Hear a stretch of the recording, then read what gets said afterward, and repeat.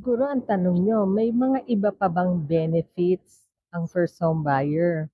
Aside from yung home guarantee scheme na 5% lang makakabili na kayo ng bahay, meron pong tinatawag na first home buyer assistance scheme. Pero ang tawag ko po dyan is stamp duty exemption at saka concession. So, i-discuss ko lang sandali, ano ba yung exemption dito sa Sydney.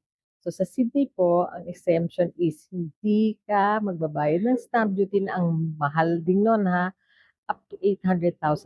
Kung ang bibiliin mo, hindi lalagpas ng $800,000, wala kang babayaran stamp duty, which of course saves you a lot of money.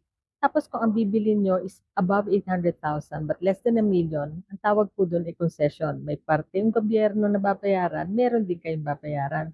So habang tumataas yung presyo ng bahay na bibili nyo, tumataas din yung stamp duty na babayaran nyo. Pero hindi full stamp duty, partial lang po. So if you want to find out more kung ano yung mga exemptions nyo, mga benefits nyo, schemes available for first home buyers, you can leave your contact details andito sa social media site.